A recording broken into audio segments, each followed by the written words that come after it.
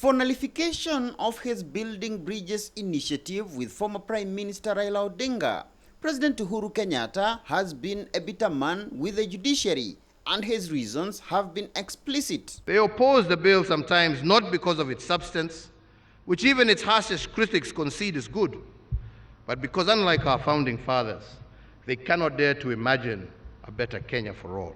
But it is not just President Kenyatta that is bitter.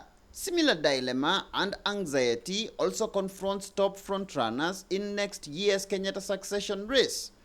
And it has all to do with this BBI proposal that explicitly suggested an expansion of the national executive to accommodate an additional post of Prime Minister and 2 deputies, positions upon which key regional kingpins had anchored their negotiations for likely pacts with top presidential hopefuls ahead of next year's polls. For me, what I would urge those who are looking at those positions is to be more creative now, to create alliances based first on issues that are cross-cutting.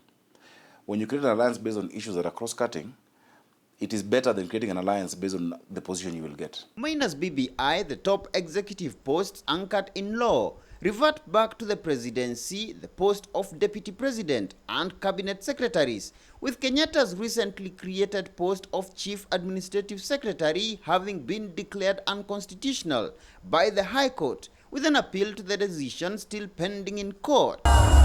Among the coalitions that appeared to have been cooking ahead of the 2022 polls was the One Kenya Alliance, bringing together ANC leader Musalia Mudavadi, Wiper's Kalonzo Musyoka, Ford Kenya's Moses Wetangula, and KANU chairman Gideon Moi.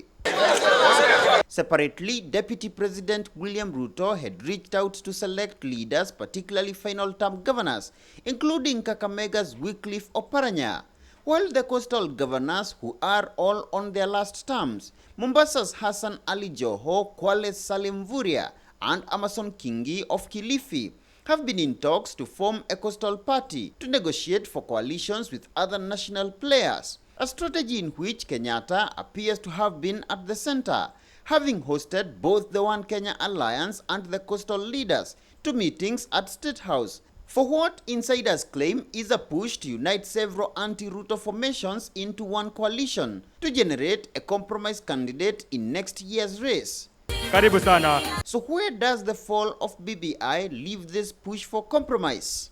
All these regional kingpins, you can name them, Joho from the coast, Oparanya, Mudavadi, Wetangula, Raila, Kalonzo, Ngilu, all these people will produce one person.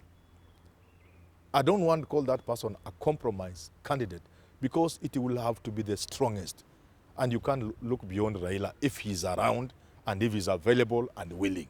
If you get 3 CSs and your community is made up of 2 million people, there's not much. So it's us leaders who must start awakening Kenya's wealth realization. Then we'll have any transformative politics. That then you tell me how you're going to sort out poverty, me I say how I'll sort out poverty. Let Kenyans choose. Let me show my track record in issues of corruption, you show your track record.